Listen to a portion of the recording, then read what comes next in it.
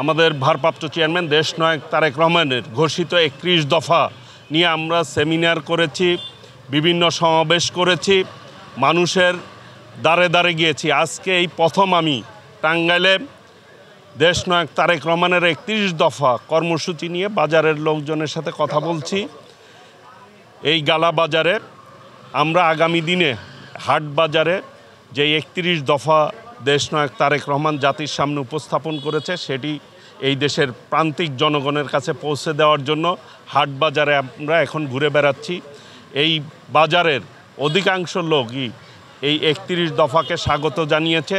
তারা মনে করে দেশনায়ক তারেক রহমান আগামী দিনে ইনশাল্লাহ রাষ্ট্র ক্ষমতায় আসবে এবং জনগণ তাকে ভোট দিয়ে প্রধানমন্ত্রী বানাবে। তিনি 31 দফা অনুযায়ী রাষ্ট্র চালাবে, দেশের মানুষের মঙ্গল হবে, মানুষ তার অধিকার ফিরে পাবে।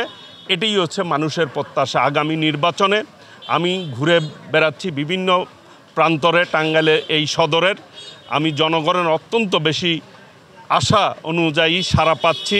ইনশাল্লাহ আগামী দিন ইনশাল্লাহ এই জনগণের প্রত্যাশা অনুযায়ী সন্ত্রাসমুক্ত, চাঁদাবাজ মুক্ত, মাদক মুক্ত আধুনিক টাঙ্গাইল আমি গড়ে তুলব ইনশাল্লাহ, সকলকে সঙ্গে নিয়ে।